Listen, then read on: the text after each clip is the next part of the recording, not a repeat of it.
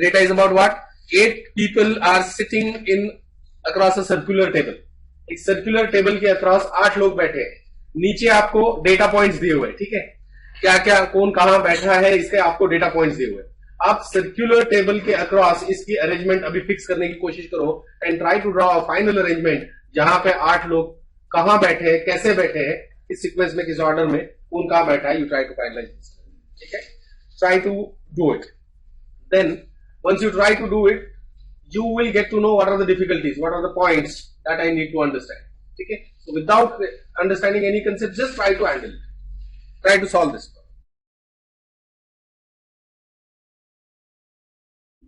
Okay, so you tried it, some have succeeded correctly and some have succeeded wrongly and some have not succeeded.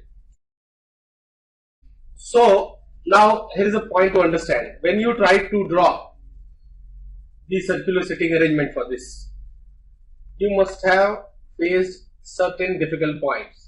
What is right and what is left, isn't it?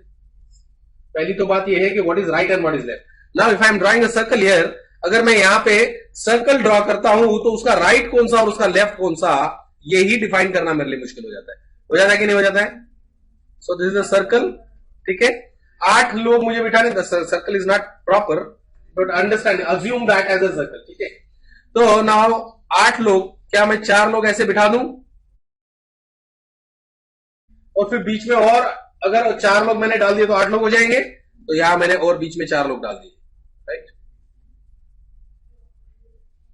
ठीक है। अभी circular sitting arrangement जो है, I have already taught you linear sitting arrangement, बराबर, मैंने आपको line में, रो में कैसे सिटिंग अरेंजमेंट हम करते हैं, दैट आई ऑलरेडी टॉट, ठीक है। अब सर्कल के कुछ एक पॉइंट्स हमें ध्यान में रखते हैं, कुछ बेसिक्स ध्यान में रखते हैं, उससे हमारा सर्कुलर सिटिंग अरेंजमेंट जो है वो प्रॉब्लम सॉल्व करना काफी आसान हो जाता है।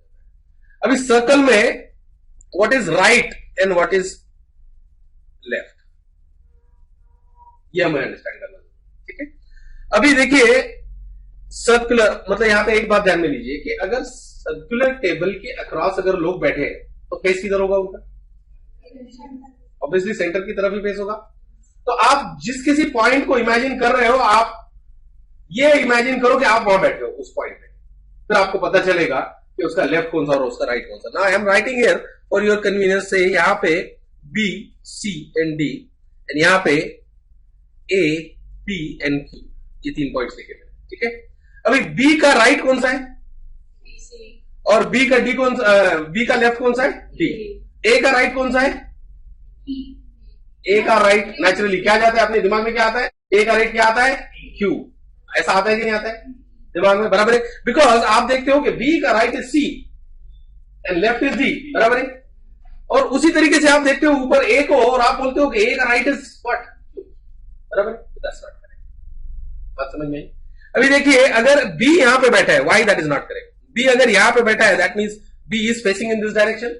Now you sit here in the position of B और देखो आपका राइट कौन और लेफ्ट कौन है, तो आपको पता चल जाएगा कि आपका राइट सी है और आपका लेफ्ट जो है वो डी है। अभी यहां पे आप एक ही जगह बैठो और देखो इधर सेंटर की तरफ।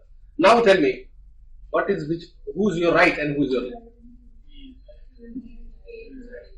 बराबर है, बात समझ में आएगी, ठीक है।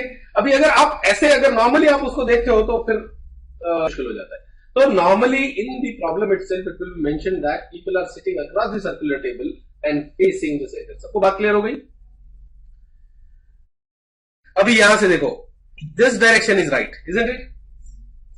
दिस इज क्लॉकवाइज डायरेक्शन और anti clockwise, so anti clockwise direction is right, बात समझ में?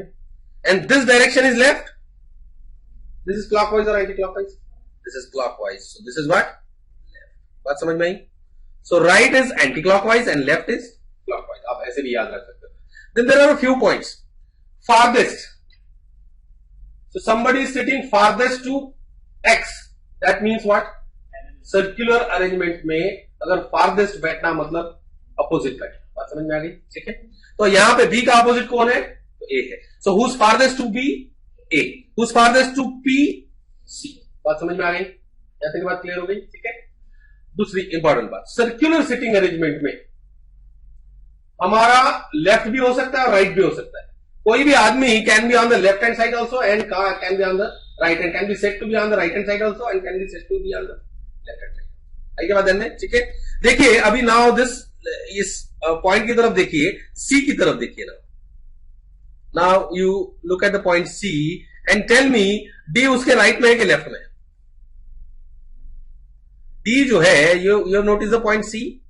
Now tell me whether D is in the right or D is in the left. Who says? क्या ये यहां से D जो है वो C के राइट में है कि लेफ्ट में? लेफ्ट में ही है। क्यों? ये राइट से इसके छठा नहीं है। Is it not sixth from the right?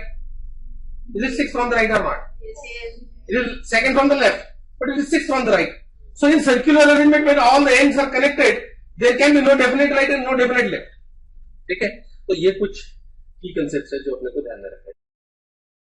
ठीक है, अभी ये चीजें ध्यान में रखते हो। Now will try to solve this example. अभी वापस से हम सर्कल ड्रॉ करेंगे।